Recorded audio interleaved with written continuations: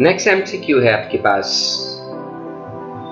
71, amount of share premium, रकम share के मुनाफे की रिसीव बाय द कंपनी, जो एक कंपनी वसूल करती है उसे दिखाया जाता है कंपनी की बैलेंस शीट में किस हेडिंग में, क्रेडिटर में, प्रॉफिट्स में, रिजर्व्स में या लोन में। तो राइट आंसर है कि जो शेयर प्रीमियम वसूल होता है कंपनी को वो बैलेंस शीट में रिजर्व्स में दिखाते हैं। तो इसका मतलब है हम बैलेंस शीट में शेयर होल्डर्स इक्विटी की जो हेडिंग देते हैं उसके अंदर रिजर्व्स जहां दिखाते हैं वहां हम इस शेयर प्रीमियम को भी दिखाते हैं। नेक्स्ट में कहा गया इक्विटी शेयर होल्डर्स आर, तो याद रखिए इक्विटी शेयर होल्डर्स को हम ऑर्डिनरी शेयर होल्डर्स भी कह सकते हैं। तो इक्विटी या ऑर्डिनरी शेयर होल्डर्स कौन होते हैं? क्रेडिटर्स, कारिस कर्ज देने वाले, ऑनर्स मालिक, कस्टमर कंपनी के, या डेटर्स मकरूज होते हैं company. And the right answer is owner, वो मालिक होते हैं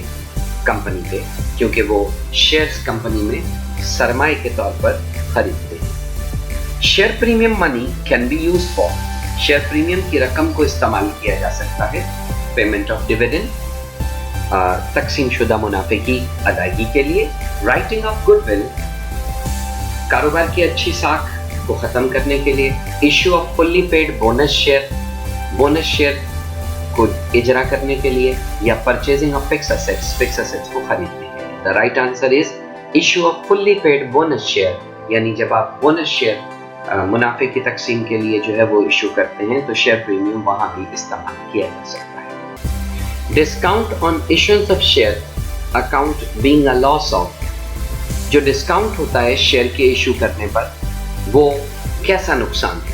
कैपिटल का, रिजर्व का, एक्सपेंडिचर का या रेवेन्यू का? तो यकीनन शेयर जारी करने पे जो डिस्काउंट होगा वो कैपिटल का एक तरह का लॉस होगा। In case of non-cumulative preference shares, ऐसे प्रीफरेंस तरजीही हिस्से जिनका मुनाफा नॉन कम्युलेटिव जमा नहीं होता, अगर डिविडेंड उनका अदा ना किया जाए कंपनी की जानिब से किसी खास साल में तो क्या होगा? एक्यूमुलेट्स, तो वो जमा हो जाएगा, लैप्सेस, गुजर जाएगा, ग्रो, न्यूमरस, बढ़कर बहुत सारा हो जाएगा, या नन ऑफ दीज, उनमें से कुछ नहीं। तो अगर पहले नाम में ही बोला गया कि जाती प्रेफरेंस शेयर्स तरजीही हिस्से अगर नॉन कम्युलेटिव है यानी उनका मुनाफा जमा नहीं होता, तो लाजमी सी बात है अगर किसी साल अगर कंपनी उसका डिविडेंड नहीं देती तो वो लैप्सेस गुजर जाएगा, जमा नहीं हो पाएगा। Convertible preference share, convertible preference share से मुराद है ऐसे प्रेफरेंस शेयर्स जो कि ऑर्डिनरी शेयर्स में मुंतकिल हो सकते हैं, is one which can be converted into, जो कन्वर्ट हो सकता है किसमें? इक्विटी शेयर में, डेफर्ड शेयर में, फाउंडर शेयर्स में, या डेफर्ड एंड फाउंडर शेयर्स में। तो यकीनन इसका जवाब होगा इक्विटी शेयर, जिसे हम ऑर्डिनरी शेयर्स भी कहते हैं, यानी ऑर्डिनरी शेयर्स भी इसका आंसर हो सकता है। Share capital account is debited when the application for the shares are, share capital account को डेबिट उस वक्त करते हैं जब एप्लीकेशंस क्या होती हैं? कबूल होती हैं, रिजेक्ट होती हैं, ट्रांसफर्ड होती हैं या अलॉट होती हैं। तो हम जानते हैं कि शेयर कैपिटल आता है, बढ़ता है तो क्रेडिट होता है। ये डेबिट तो तब होगा जब हम इसे घटाना चाहेंगे, और ऐसा तब होगा जब शेयर एप्लीकेशंस रिजेक्ट हो जाए। When money is received against share the company credit, जब रकम वसूल हो जाती है शेयर्स के अगेंस्ट में तो कंपनी क्या क्रेडिट करती है? Share application, share capital, premium account या डिस्काउंट अकाउंट? और जवाब है शेयर एप्लीकेशन अकाउंट, क्योंकि जब रकम आती है तो बैंक डेबिट और शेयर एप्लीकेशन अकाउंट को किया जाता है credit. When the shares allotted, जब शेयर्स फराहम कर दिए जाते हैं तो शेयर कैपिटल क्या होता है? डेबिट होता है, credit, not credited, none of this.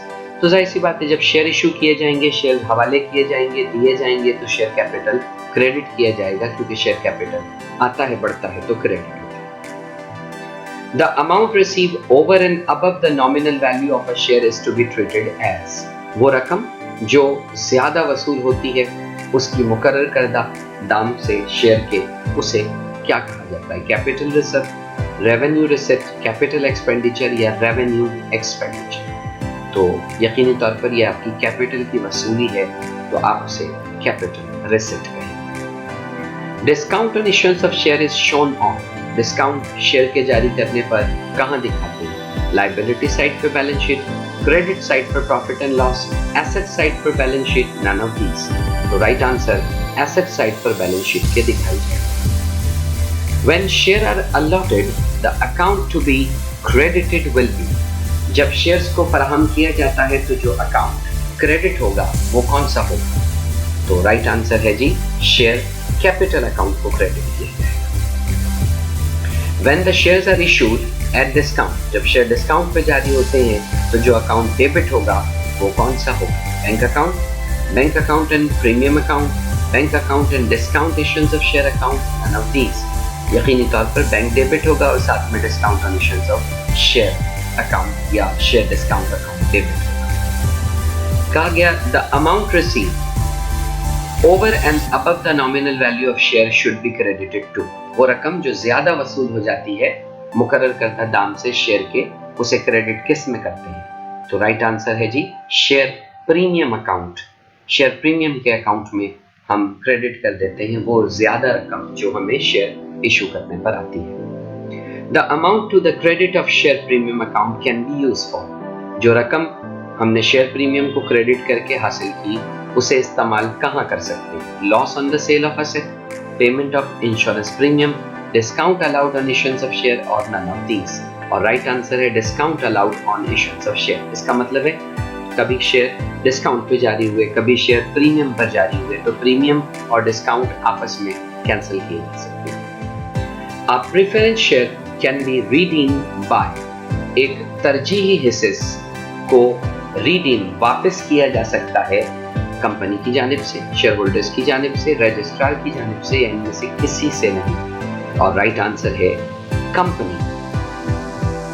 A certificate issued by a company under its seal acknowledge a debt due by its to its holder is called, एक सर्टिफिकेट जो एक कंपनी अपनी मुश्तरका मोहर के साथ जारी करती है जिसमें वो तस्लीम और एतराफ़ करती है कि कर्ज जो उसके ज़िम्मे वाजिबुल अदा है और उसके रखने वालों पर ये काबिल वसूल होगा, उसे क्या कहते हैं? Debenture, certificate of commencement, acknowledgement certificate या नन ऑफ दीज। और राइट आंसर है डिबेंचर। याद रखिए डिबेंचर का दूसरा नाम बॉन्ड्स भी है और डिबेंचर वो सर्टिफिकेट होता है जो कंपनी जारी करती है इस तस्लीम और एतराफ़ में कि हमने कर्ज लिया है और ये हम पर वाजिबुल अदा है और हम इसके रखने वाले को ये अदा करेंगे। Debenture are also term as, debenture का दूसरा नाम क्या है? Certificate of credit, bonds, dividend या बोनस। तो जैसे मैंने अभी थोड़ी देर पहले कहा इसका दूसरा नाम बॉन्ड्स भी है। Those debenture which are repayable at the end of a specified period is termed as, वो debentures जो दोबारा काबिल वापसी होते हैं एक मखसूस अरसे के इख्तिताम पर, उन्हें क्या कहते हैं? redeemable debenture, irredeemable, repayable debentures या none of these। तो यकीनी तौर पर नाम होगा redeemable debenture, काबिल वापसी डिबेंचर, वो डिबेंचर जो वापसी के काबिल होते हैं। Those debentures which are never repayable during the existence of the company are called, वो debentures जो कभी भी काबिल वापसी नहीं होते कंपनी की मौजूदगी में, कंपनी के होते हुए, कंपनी की जिंदगी में, उन्हें क्या कहते हैं? तो उन्हें यकीनी तौर पर अगर वापसी वालों को रिडीमेबल कहते हैं तो नाकाबिल वापसी वालों को इररिडीमेबल डिबेंचर कहेंगे। तो सही जवाब है इररिडीमेबल डिबेंचर्स।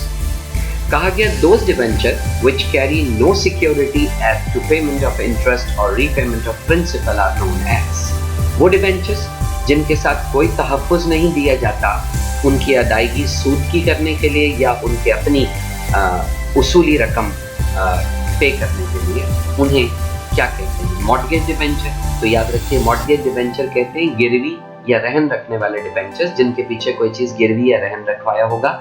तो चूंकि इसमें तो कोई सिक्योरिटी नहीं है इसलिए इसका आंसर ये नहीं हो सकता। सिक्योर्ड डिबेंचर ये भी वही होते हैं कि जिनके लिए कोई सिक्योरिटी रखी गई हो। सिंपल और नेक इनको वो कहा जाएगा कि जो ऐसे डिबेंचर होंगे जिनके साथ कोई सिक्योरिटी नहीं होगी। तो इसका सही जवाब यकीनन सिंपल और नेक डिबेंचर्स होगा। जिनके पीछे कोई सिक्योरिटी तहफ़्फ़ुज़ नहीं होता। अगला कहा गया the debentures which are payable to bearer are term as. वो डिबेंचर्स जो अदा तलब होते हैं बेयरर रखने वाले को, यानी जो इसका रखने वाला होगा उसको अदा करके दे दिया जाएगा, उन्हें क्या कहते हैं? Non transferable registered debenture, non bearer debenture या बेयरर डिबेंचर। तो यकीनन इसे बेयरर डिबेंचर कहेंगे, यानी हामिल रखने वाला, यानी इन डिबेंचर को रखने वाला जब तकाजा करेगा और देगा तो उसे कंपनी पेमेंट करेगी। अगला आपके पास फिर कहा गया debentures which are registered in the name of the holder in the books of the company are termed as। वो डिबेंचर्स जो रजिस्टर्ड होते हैं नाम पर उसे रखने वाले के किताबों में कंपनी के, उसे कहते हैं transferable debenture, bearer debenture, non registered debenture या रजिस्टर्ड डिबेंचर। तो वो डिबेंचर जो रजिस्टर्ड हो जाएंगे उसके नाम के साथ रखने वाले के, उन्हें कहा जाएगा रजिस्टर्ड डिबेंचर, यानी किताबों में रजिस्टर कर दिए। डिबेंचर होल्डर्स क्या हैं? क्रेडिटर, कारिज है, ऑनर है, कस्टमर है या डिबेंचर? तो राइट आंसर है कि वो क्रेडिटर, कारिज है, कंपनी को कर्जा देने वाले हैं। डिबेंचर रिप्रेजेंट क्या करते हैं? Investment of equally business, director share एक बिजनेस में, लॉन्ग टर्म लायबिलिटीज या शॉर्ट टर्म लायबिलिटीज। तो राइट आंसर है कि डिबेंचर आमतौर पे 2 साल, 5 साल, 10 साल या उससे ज्यादा अरसे के लिए जारी होते हैं, इसलिए ये लॉन्ग टर्म लायबिलिटीज होती है एक बिजनेस की। Sometime a company purchase assets from the vendor। कभी कंपनी खरीदती है असासों को उसके देने वाले से, खरीदने वाले, बेचने वाले से, और इशू करती है डिबेंचर्स पेमेंट करने के लिए, परचेज कंसिडरेशन खरीदने के एवज और बदले में। तो हम उसे क्या कहेंगे? Issue for cash, issue for consideration other than cash, issue for cash and discount, none of these. तो यकीनी ये कैश पर तो डीलिंग नहीं हो रही, तो इसलिए हम इसे issue for consideration other than cash कहना है। नेक्स्ट हमारे पास है debentures which have not been secured are called. वो डिबेंचर जिनके साथ कोई सिक्योरिटी नहीं होती, उन्हें नेट डिबेंचर्स कहा जाता है। When debentures are issued at par, जब डिबेंचर्स को पार वैल्यू मुकर्रर दामों पर जारी किया जाए और वो रिडीमेबल प्रीमियम यानी मुनाफे पर हो, तो जो credit premium on redemption of debenture account पे दिया जाएगा वो नेचर वाइज यानी नौयत के हिसाब से क्या होगा? पर्सनल अकाउंट होगा, रियल अकाउंट, नॉमिनल अकाउंट या इनमें से कोई। और सही जवाब है कि वो एक पर्सनल अकाउंट होगा, क्योंकि पर्सनल बंदे को जो है वो डिबेंचर हमने देना है और इसी तरह उसका प्रीमियम भी उसी बंदे को देना है। तो ये आपके पास 100 MCQs issuance of share and debentures के हुए। याद रखिए ये अभी सिर्फ इब्तदाई तौर पर issuance of share and debentures के आपको MCQs समझाए गए। अभी आपका जो 10 to 15 ईयर्स में आने वाले issuance of share and debentures से आने वाले जो MCQs हैं वो एक और अलग एपिसोड में आपके सामने पेश किए जाएंगे, जिनमें 10 to 15 ईयर्स को कवर किया जाएगा और उसके अंदर issuance of share and debentures से आने वाले MCQs को आपके साथ डिस्कस किया जाएगा। तो इसका मतलब एक सीरीज ऑफ वीडियोस आपके लिए आ रही हैं और आपको अकाउंटिंग चैंपियन बनाई जा रही हैं। तो इसलिए हमारा साथ दीजिए, खत्री ब्रदर्स के चैनल को सब्सक्राइब कीजिए, अपने दोस्तों से शेयर कीजिए इस चैनल को, उन्हें सब्सक्राइब करवाइए ताकि आने वाली हर नई वीडियो सबसे पहले आप तक पहुंच सके। स्टे कनेक्टेड, जुड़े रहिए खत्री ब्रदर्स से। आपका होस्ट आसिफ खत्री। जज़ाक।